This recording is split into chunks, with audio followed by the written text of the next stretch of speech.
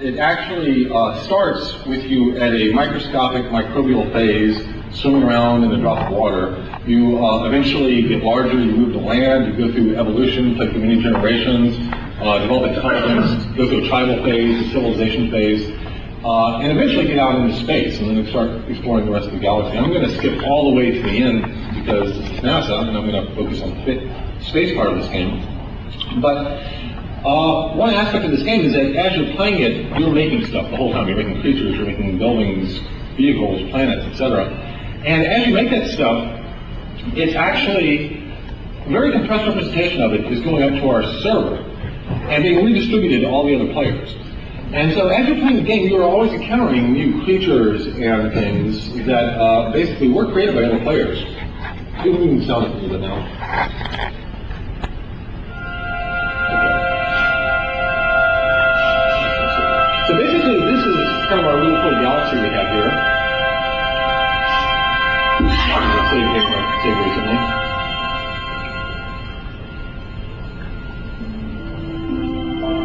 Now, at this point in the game, as I said before, I've kind of evolved to go out in space. This is my home planet right here.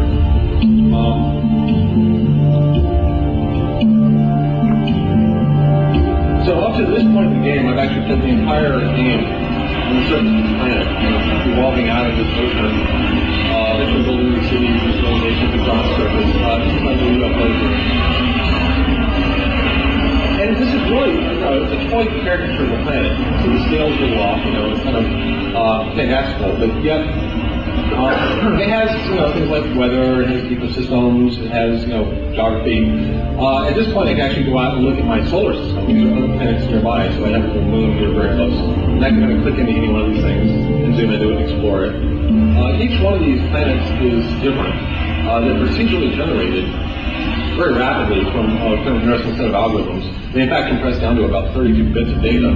So we can really generate these very fast and very small amounts of data. We have things like gas giants here, turbulence.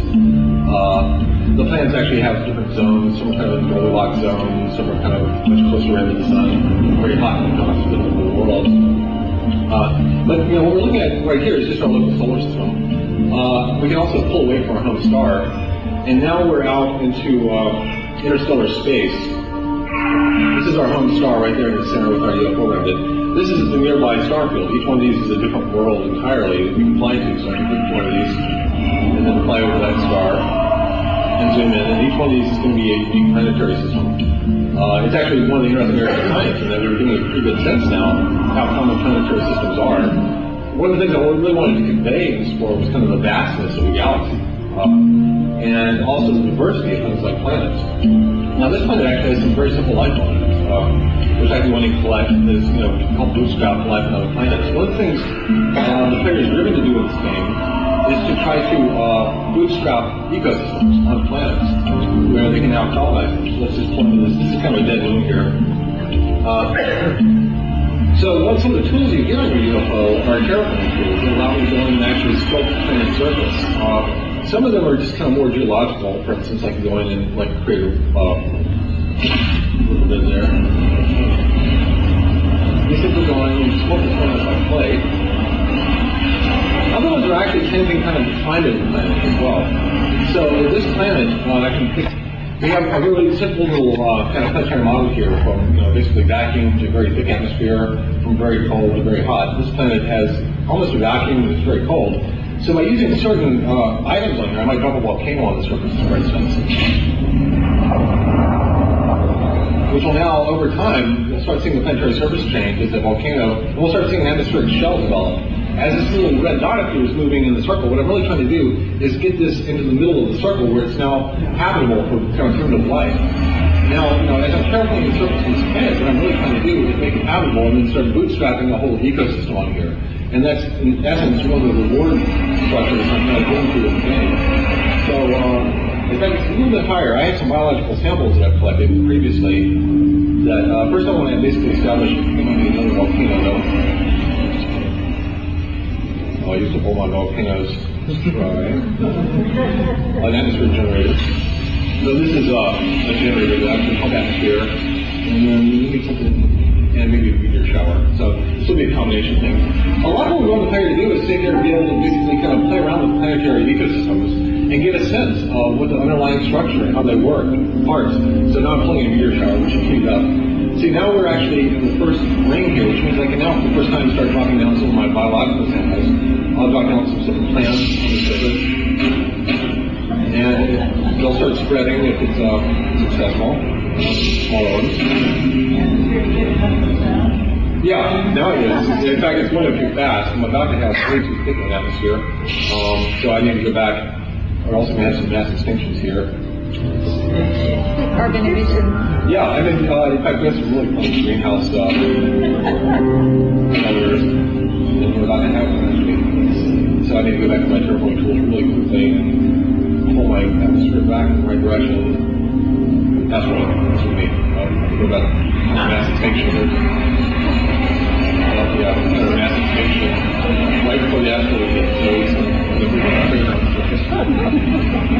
Now, for the player that eventually wants to learn a lot of power, we have, in most games, you want the players to have very high-level tools as well that they eventually earn. And this is kind of where the science fiction, kind of meshes with science fact. Let's go to this other player here, which is also basically a dead, airless moon.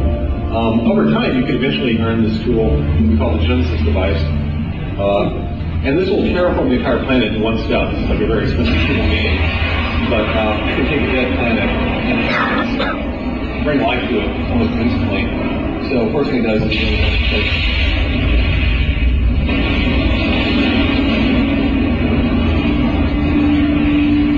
it's actually kind of manipulating the climate. And then the life starts spreading the light across the surface.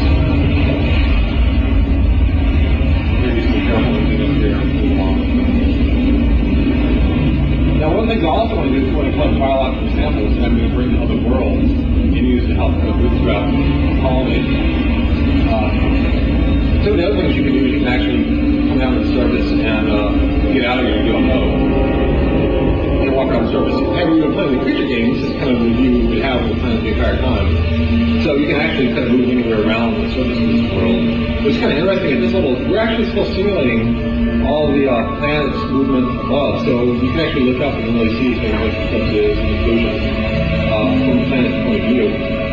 We can also go up and look at some of the kind of local wildlife and interact with it. This is step one. So we can get back on our UFO here. Find some wildlife around here. Now, as I said before, actually at this point we should have colonized the planet as well. And this is kind of a little bit like SimCity.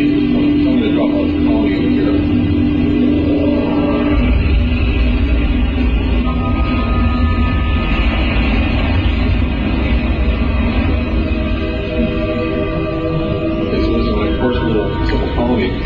Now, as I said, the player can create everything in the game, and it's done with a set of editors in-game.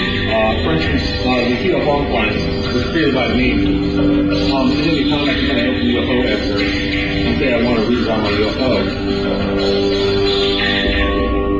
We've been working on a very simple set of tools where the player just kind of drags parts out, can manipulate them with various handles, and get almost any shape they want to.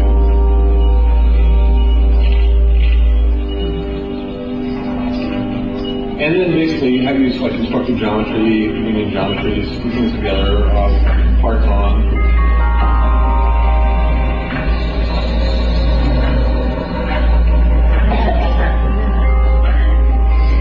And the idea really is that in a few seconds we want any player to be able to build, what typically would take a computer modeler, days or weeks. Then we can paint it with one click. It's kind of intelligent understands materials and whatnot. So in a few seconds, I've created a new UFO here, and when I'm done, I go back to the game. So every bit of content in the game, it has an associated editor like that. Let me find. So this is that UFO I just built.